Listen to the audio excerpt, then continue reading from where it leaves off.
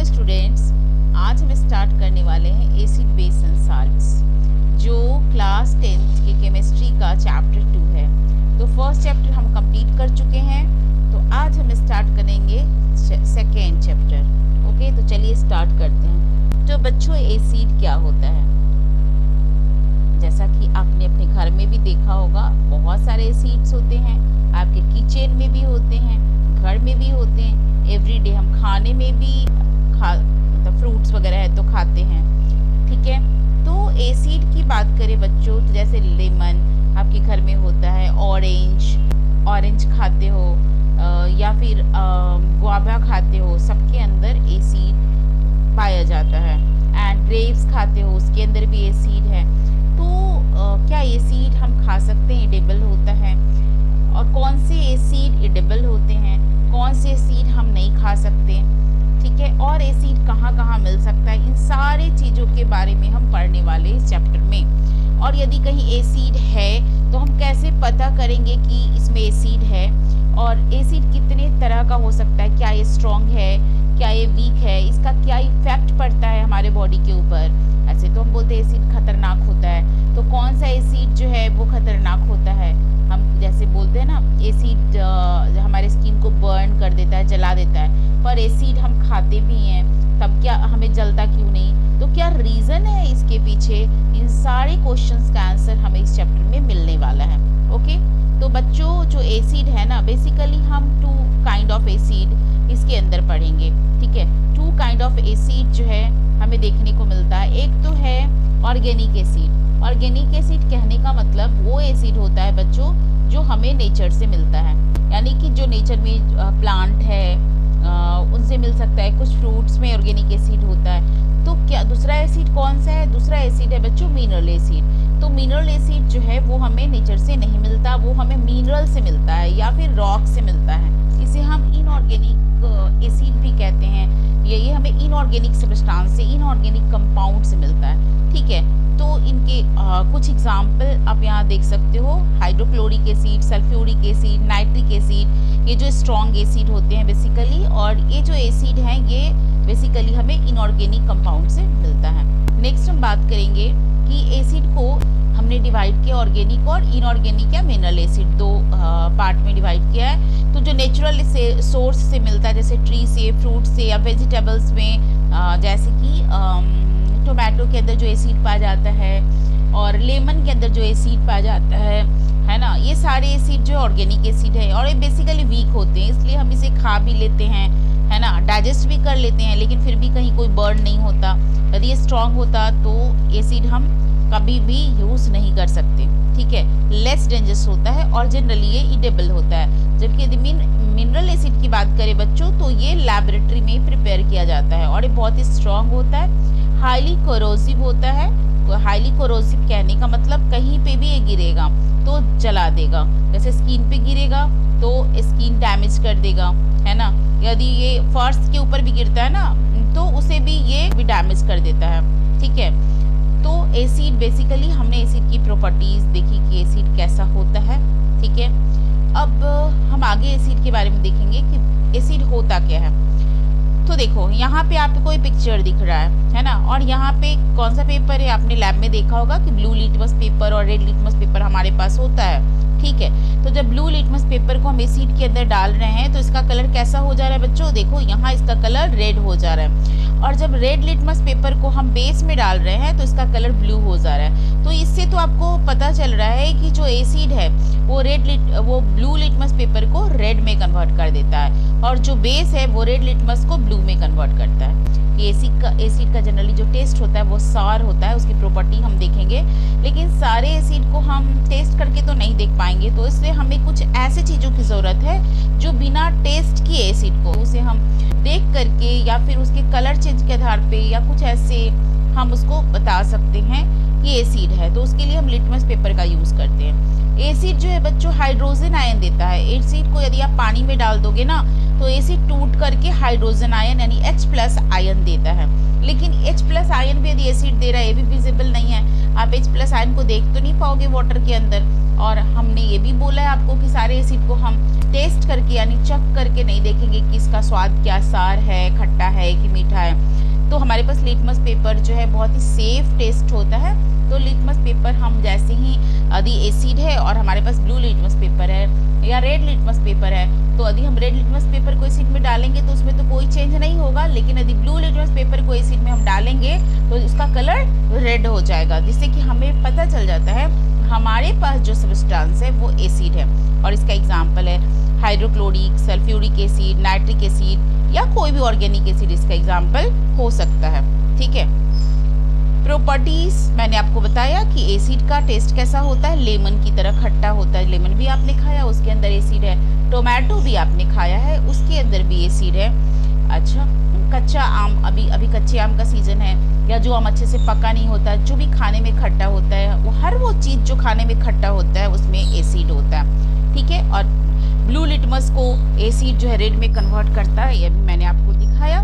Acid जो electricity conduct करेगा बहुत अच्छे से, क्योंकि वो H+ आयन देता है और इलेक्ट्रिसिटी को कंडक्ट करने के लिए फ्री इलेक्ट्रॉन या आयन चाहिए होता है। और जब पानी में एसिड आप डाल दोगे तो उसको फ्री H+ आयन मिल जाता है और जिससे कि वो अच्छे से इलेक्ट्रिसिटी कंडक्ट करता है। और एसिड जो है बच्चों जब किसी भी मेटल के साथ रिएक्ट करता है तो सॉल्ट बनाता है। कैसे बनाता है, जब हम इसका एसिड के बारे में आगे पढ़ेंगे, इसकी प्रॉपर्टीज पढ़ेंगे और reaction of acid with metal पढ़ेंगे, तो मैं बताऊंगी आपको कि कैसे सॉल्ट बनाता है। फिलहाल तो आप ये समझो कि जब एसिड मेटल के साथ रिएक्ट करेगा तो साल्ट बनेगा और साथ में हाइड्रोजन गैस रिलीज होगा। और जब एसिड किसी भी कार्बोनेट के साथ रिएक्ट करता है, यानी कार्बोनेट कहने का मतलब CaCO3 है ना, कैल्शियम कार्बोनेट का मैं एग्जांपल यहाँ दे रही हूँ, यानी जहाँ पर CO3 है, कार्बोनेट कहने का मतलब जहाँ पे CO3 यानी कार्बोनेट है वहाँ पे acid carbon dioxide gas release करता है। इसके बारे में भी हम केमिकल प्रॉपर्टीज के अंदर पढ़ने वाले हैं। ठीक है। ओके, सो हम देखेंगे अब बेस के बारे में। तो बेस जैसे मैंने आपको बताया, जिस तरह से एसिड को ब्लू लिटमस पेपर जब एसिड में आप डालोगे तो वो कलर उसका चेंज हो जाता था रेड में, तो रेड लिटमस पेपर को जब आप डालोगे बेस में तो उसका कलर चेंज हो जाता है ब्लू में। ओके। बेस ऐसा सब्सटेंस है जो OH- आयन देता है। पानी में जब डालोगे बेस को तो क्या देता है, वो OH- आयन देता है। ठीक है।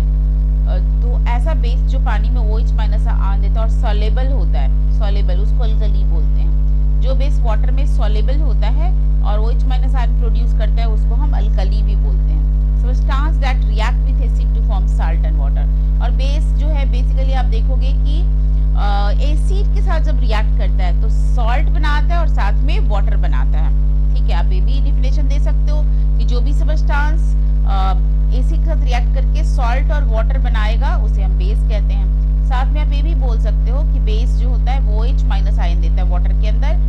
और बेस का टेस्ट कैसा होता है, बेस जो है वो बिटर इन टेस्ट होता है। B for base, B for bitter, यानी खाने में थोड़ा कड़वा लगेगा, जैसे थोड़ा कड़वापन आएगा।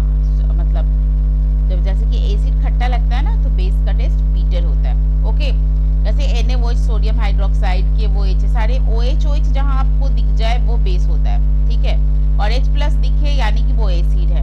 तो अमोनियम हाइड्रोक्साइड, कैल्शियम हाइड्रोक्साइड, इसके बहुत सारे एग्जाम्पल हो सकते हैं। प्रॉपर्टीज जब हम देखेंगे बच्चों तो मैंने बताया कि बीटर इन टेस्ट होता है यानी कि कड़वा होता है। स्लिपरी टू टच, जो आपका साबुन है ना, साबुन, शैम्पू, सर्फ, ठीक है, जितने भी वॉश करने के लिए सारी चीजें आती हैं, तो उसको आप जब टच करते हो तो कैसा होता है, स्लिपरी होता है ना, थोड़ा चिकना चिकना सा महसूस होता है हाथों में। यानी कि कोई भी बेस को जब आप टच करोगे तो स्लिपरी होगा। रेड लिटमस को ब्लू में चेंज करता है एंड इलेक्ट्रिसिटी ये भी कंडक्ट करता है। ओके। तो ये सारे तो बेस की प्रॉपर्टीज हो गई। इसी को हम जरा देखेंगे कि जो एसिड है वो सॉलिड टेस्ट है। यहाँ पे मैंने डायग्रामेटिकली दिखाने की कोशिश किया है। एंड बीटर इन टेस्ट क्या होता है, बेस होता है। जैसे वॉशिंग सोडा एक बेस है, बेकिंग सोडा एक बेस है। कोई भी वॉशिंग, साबुन, सर्फ, शैम्पू सब बेस है। बेकिंग सोडा भी बेस है। ठीक है। आप हाथ में टच करके देखना, सोपी टू टच, बेस के डिफिनेशन में ही बोलते हैं कि बेस आर सोपी टू टच। ओके। एसिड जो है बच्चों, एसिड जो है ओरिजिनेट हुआ है ग्रीक वर्ड से जो एसिडस है, एसिडस जिसका मतलब क्या होता है सॉर, यानी एसिड का मतलब ही सॉर होता है, इसलिए तो खट्टा इन टेस्ट है।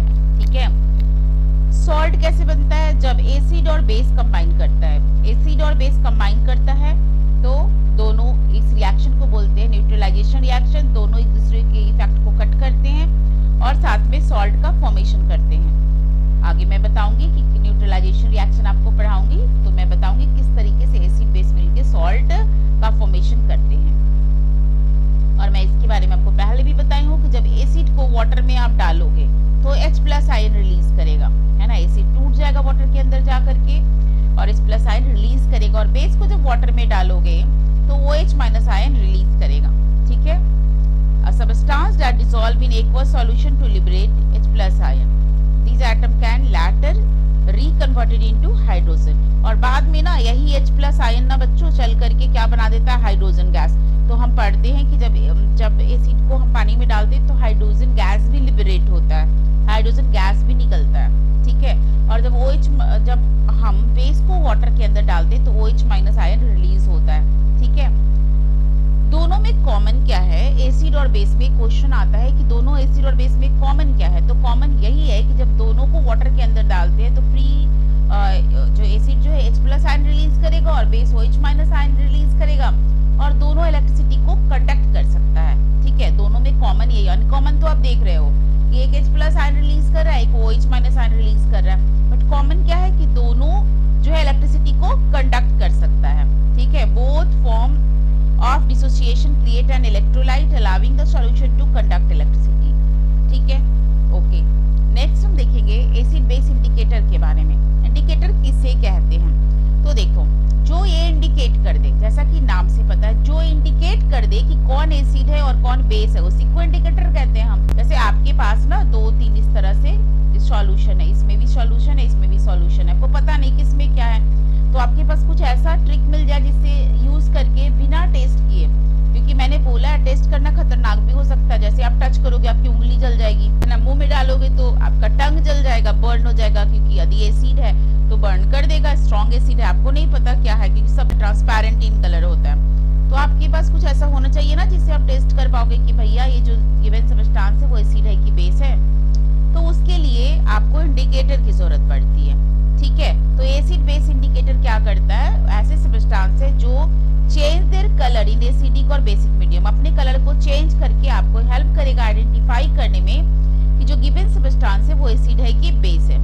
ठीक है, तो यदि एसिड के साथ हम इंडिकेटर को डालेंगे तो इसका कलर अलग चेंज हो जाएगा, बेस के साथ इंडिकेटर को डालेंगे तो इसका कलर अलग तरीके से चेंज होगा, यानी दोनों कलर को अलग अलग तरीके से चेंज करता है दोनों सब्सटेंस के अंदर। ठीक है, कलर चेंज ही क्यों करते हैं बच्चों? ये कलर चेंज क्यों करते हैं ये? क्योंकि इंडिकेटर जो होता है ये वीक ऑर्गेनिक कंपाउंड से बना होता है। ठीक है, आप देखोगे, अभी मैं आपको बताऊंगी कि जो इंडिकेटर है ये वीक ऑर्गेनिक कंपाउंड से बना होता है। इन एसिडिक और basic medium their molecular structure change, और जैसे ही इसे हम एसिडिक या बेसिक मीडियम में डालते हैं तो इसका मॉलिक्यूलर स्ट्रक्चर चेंज हो जाता है, जिसकी वजह से इसका कलर चेंज हो जाता है। मान लो एसिड है और ये बेस है और ये क्या है? इंडिकेटर है। ठीक है, इंडिकेटर है, तो इंडिकेटर को हम एसिड में डाले तो इसका कलर रेड हो गया, बेस में डाले तो इसका कलर ब्लू हो गया। ठीक है, तो इस तरीके से इंडिकेटर कलर चेंज करके आपको बता देगा कि कौन सा एसिड है और कौन सा बेस है। ओके, अब इंडिकेटर के भी टाइप्स होते हैं, ऐसा नहीं कि आपके पास एक ही इंडिकेटर है। जैसे कुछ इंडिकेटर जो नेचर में पाए जाते हैं वो नेचुरल इंडिकेटर उसे कहते हैं। वो नेचर, जिस तरह से नेचुरल एसिड होता है ना, ऑर्गेनिक एसिड, उस तरह से हमारे पास नेचुरल इंडिकेटर भी होते हैं। कुछ इंडिकेटर सिंथेटिक होते हैं जिसे हमने लैबोरेटरी में बनाया, जैसे कुछ एसिड को हम लैबोरेटरी में बनाते हैं जिसे हम इनऑर्गेनिक एसिड कहते थे या मिनरल एसिड कहते थे। उस तरह से कुछ इंडिकेटर को भी हम लैबोरेटरी में बनाते हैं जिसे हम सिंथेटिक इंडिकेटर कहते हैं। और कुछ इंडिकेटर जो स्मेल करके हम बता सकते हैं कि ये एसिड है कि बेस है, तो जो स्मेल से रिलेटेड है ना, स्मेल के बेसिस पे जो आपको हेल्प करे पहचानने में एसिड बेस को, उसे हम ऑलिफैक्टरी इंडिकेटर कहते हैं। ठीक है, तो हम देखते हैं बच्चों कि क्या क्या है। तो नेचुरल इंडिकेटर आपके बुक में भी दिया हुआ है, एनसीईआरटी में दिया हुआ है। रेड कैबेज के बारे में आपने देखा होगा, रेड कैबेज मार्केट में जिस तरह से ग्रीन कैबेज होता है ना, तो ये रेड कैबेज है। है ना, उसी तरीके से।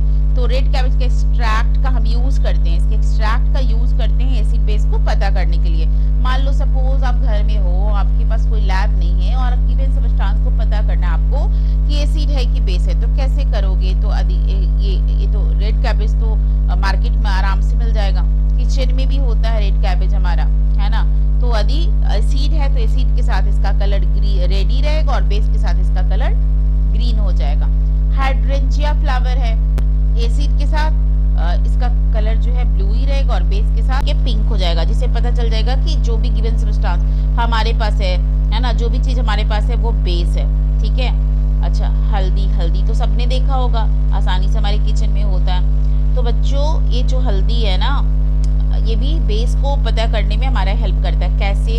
कई बार खाते समय हमारे कपड़े के ऊपर सब्जी गिर जाती है और हमारा जो ड्रेस है वो खराब हो जाता है, येलो हो जाता है, और जब आप साफ करने जाओगे ना तो जैसे ही वो सब्जी, जैसे मान लो जिस पॉइंट पे सब्जी गिरी थी वो जब सर्फ के कांटेक्ट में आता है या साबुन के कांटेक्ट में आता है तो उसका कलर रेड हो जाता है, यानी कि बेस पहचानने में जो है टर्मरिक हेल्प करता है। ओके, ठीक है, इतनी बातें क्लियर हैं। नेक्स्ट जो है कुछ और भी इंडिकेटर, जैसा मैंने आपको बताया था, कुछ सिंथेटिक इंडिकेटर हमारे पास होते हैं जो हमारे किचन में नहीं मिलते, जो नेचर में नहीं मिलते, जो लैब में बनाए जाते हैं। तो ये सिंथेटिक इंडिकेटर क्या है बच्चों? फिनाइलफ्थलीन है और मिथाइल ऑरेंज है। ये आपको नहीं याद करना है, इसका फॉर्मूला नहीं याद करना है, ये मैंने बस ऐसे दे दिया है, ये नहीं याद करना है। तो फिनाइलफ्थलीन है और मिथाइल ऑरेंज, ये दोनों सिंथेटिक इंडिकेटर हैं।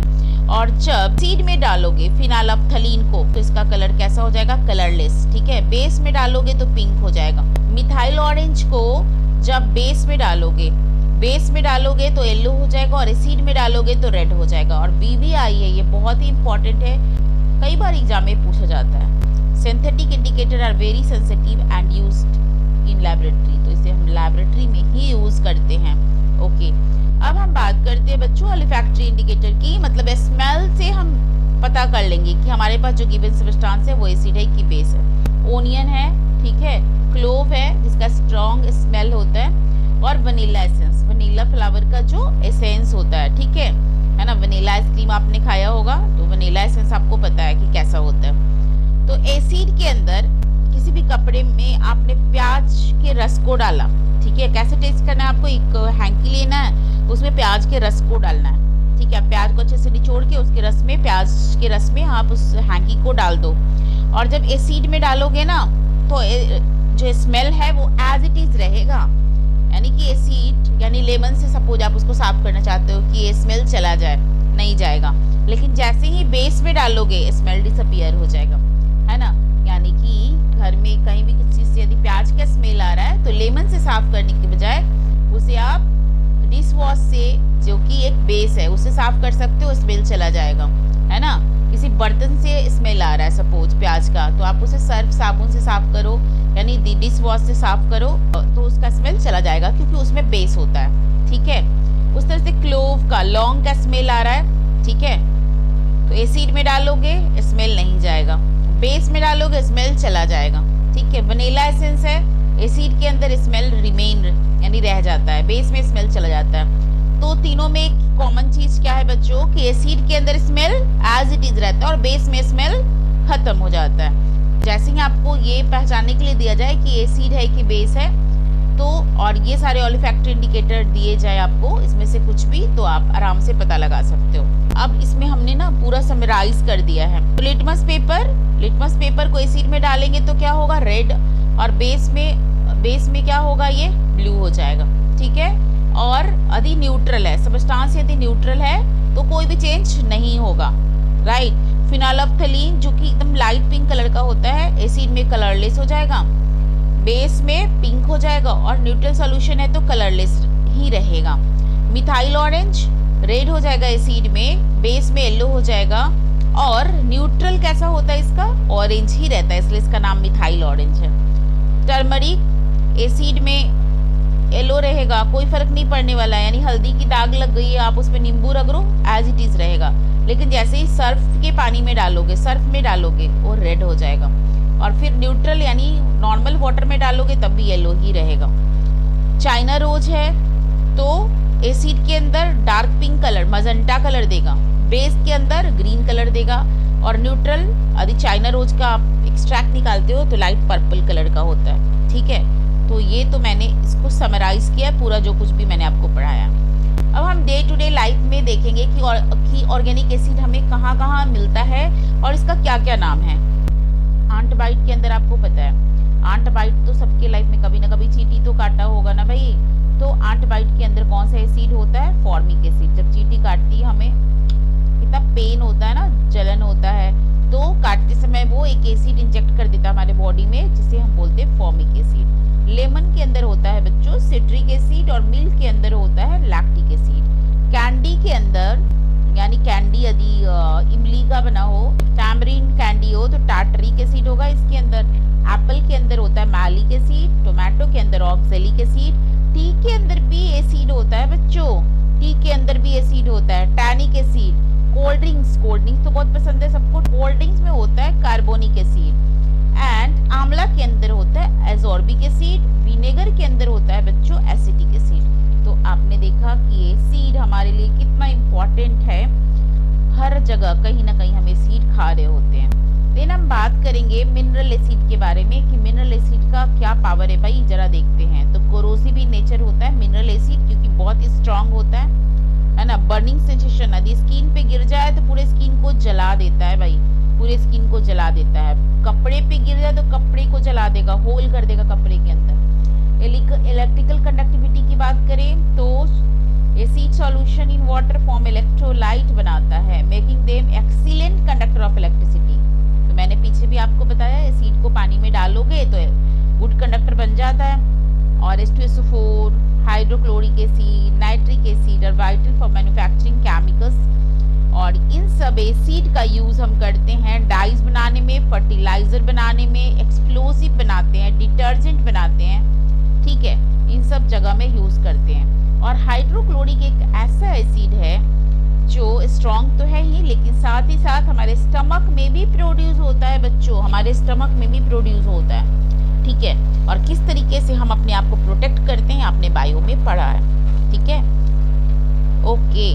देन हम पढ़ेंगे न्यूट्रलाइजेशन रिएक्शन के बारे में। तो क्या होता है जब एसिड बेस के साथ मिल जाए, एसिड और बेस को मिला दो तो बनाता है साल्ट एंड वाटर। क्या बनाता है? Salt and water.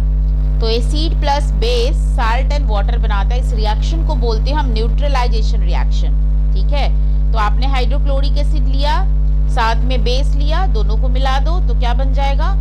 NaCl, यानी कि सोडियम क्लोराइड। और यहाँ से H और यहाँ से OH दोनों मिलके बना देगा वाटर। तो इस रिएक्शन को बोलते हैं न्यूट्रलाइजेशन रिएक्शन। मतलब एसिड और बेस दोनों ने एक दूसरे के इफेक्ट, एसिड का नेचर कैसा है? बर्न कर देता है, बेस का भी बर्न करता है, लेकिन एज कम्पेयर टू एसिड बहुत ही कम करता है। यदि स्ट्रॉन्ग है तो बर्न करेगा। एसिड खट्टा होता है, बेस कड़वा होता है, बीटर होता है, दोनों मिलके एक दूसरे के इफेक्ट को न्यूट्रलाइज कर देते हैं, इसलिए इसे बोलते हैं न्यूट्रलाइजेशन रिएक्शन।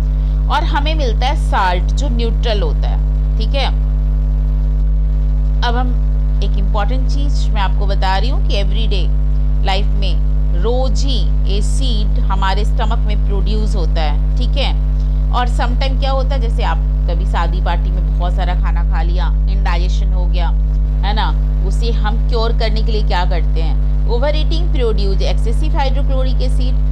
बहुत ज़्यादा खा लिया तो पेट को ज़्यादा काम करना पड़ता है ना डाइजेस्ट करने के लिए, तो बहुत ज़्यादा हाइड्रोक्लोरिक एसिड प्रोड्यूस कर देता है। और जब हाइड्रोक्लोरिक एसिड बहुत ज़्यादा प्रोड्यूस होने लग हो जाता है हमारे स्टमक के अंदर, तो बर्निंग सेंसेशन होता है, एसिडिटी होता है, क्योंकि एसिड बहुत बन गया है। तो उसे न्यूट्रलाइज करने के लिए हमें पीना चाहिए एंटाएसिड। ओके, क्या पीना चाहिए? एंटाएसिड, मतलब जो एसिड के इफेक्ट को कम कर दे। Okay, we ingest mild base. Antacid क्या है बच्चों? एक बेस है, माइल्ड बेस है। ठीक है, जो एसिड के इफेक्ट को कम कर देता है। एंड इस चैप्टर के अंदर हम इसके बारे में और डिटेल में पढ़ेंगे। मिल्क ऑफ मैग्नीशिया मार्केट में आता है, मिल्क ऑफ मैग्नीशिया जो MgOH2, यानी आप देख रहे हो MgOH2 इसका फॉर्मूला है मिल्क ऑफ मैग्नीशिया का। और पेट में क्या बना है हमारे? हाइड्रोक्लोरिक एसिड, इसके साथ मिल जाता है। हमें इस हाइड्रोक्लोरिक एसिड को बैलेंस करना है। हमने पिया मिल्क ऑफ मैग्नीशिया, ये बैलेंस हो गया और क्या बन गया? मैग्नीशियम क्लोराइड और वाटर रिलीज हुआ। और इस तरीके से से हमारे जो हाइड्रोक्लोरिक एसिड की वजह से बर्निंग सेंसेशन हो रहा था ना हमारे स्टमक के अंदर, एकदम जलन हो रहा था, है ना, सीने में जलन होता है, गले तक जलन होता है, वो सब खत्म हो जाएगा। Baking soda neutralizes the acid to provide immediate relief. Baking soda भी आप ले सकते हो, सोडियम बाइकार्बोनेट, यदि मिल्क ऑफ मैग्नीशिया अवेलेबल नहीं है तो उसकी जगह पे हम बेकिंग सोडा भी यूज कर सकते हैं, इमीडिएट रिलीफ देगा। Okay, then the last topic is की यूजेज ऑफ इंडिकेटर और इम्पोर्टेंस ऑफ इंडिकेटर। तो आइडेंटिफाई, इंडिकेटर क्या करते हैं हम इससे, identify whether the given substance is acid और बेस।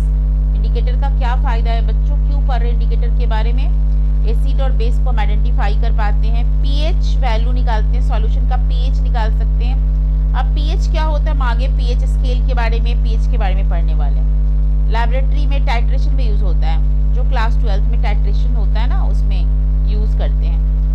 इंडस्ट्रीज में यूज करते हैं पीएच कंट्रोल करने के लिए। मेडिसिन, फूड, सॉइल टेस्टिंग में यूज होता है इंडिकेटर का, ठीक है, मेडिसिन में यूज होता है, फूड में यूज होता है। तो ये सारा यूजेस है, uses and importance of indicator. Okay, यहाँ इंडिकेटर लिख लो।